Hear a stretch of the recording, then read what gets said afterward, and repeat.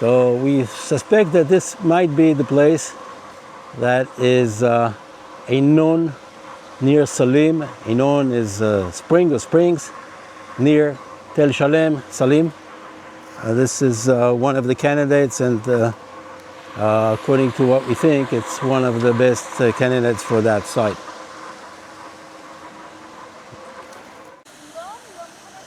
We're at the side of a spring on the north side of Tel Shalem, and we came here to see the bottom of the lake. They're taking out the water now from the lake, and the fish pond that was here before is mostly drowned out. They're still taking out the water, but we can already see the bottom of the lake, and we can see a lot of pottery here, mostly a Roman period. That is what we're trying to find out, what was happening here in this area. A lot of handles that we see here, and roof tiles.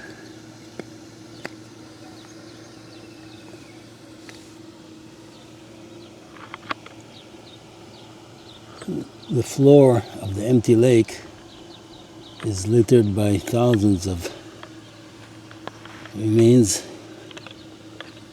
mostly Roman.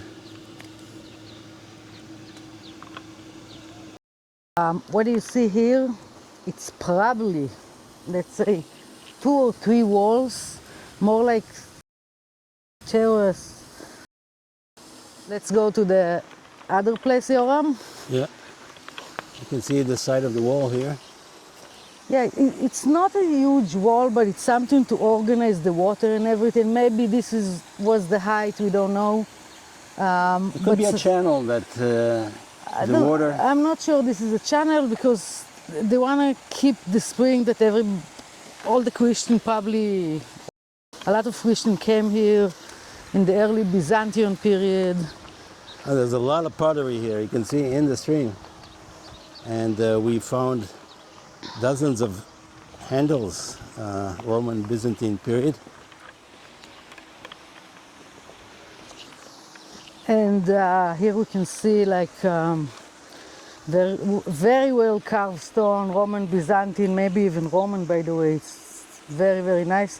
We turn it over because the water make the stones here kind of blur after dozens of years. So it's got to be some major Roman Byzantine building here, because this is not an ordinary building.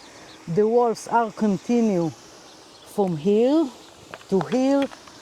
They're kind of strange, but you never know. This place got to be more clean that we can see it, or dig, or whatever.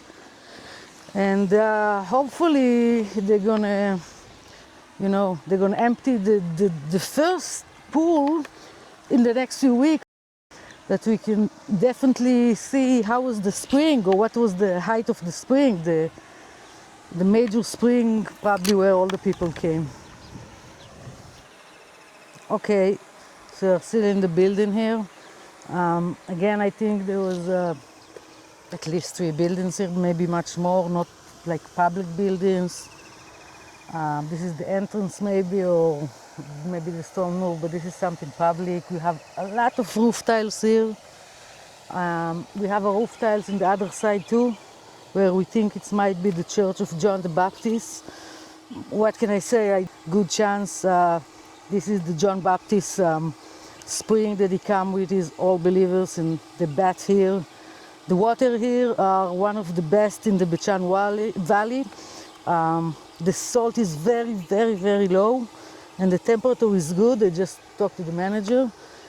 Much more than Adir or the other springs south in here that we've been to. And that's one of the reasons I think this is probably the Aenon. Now we're gonna see what we're gonna do with that, how we're gonna continue research it, maybe dig it, whatever. It's not gonna be easy.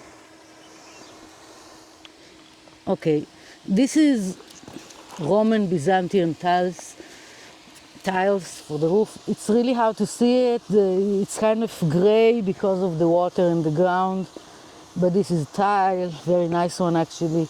We have a lot over here, and a lot on the other side actually. It's for major building, a public building, not an ordinary house or something. Something definitely here. This is very look like Roman Byzantine, but I need an expert here to approve it. Well, we did see dozens of handles Definitely.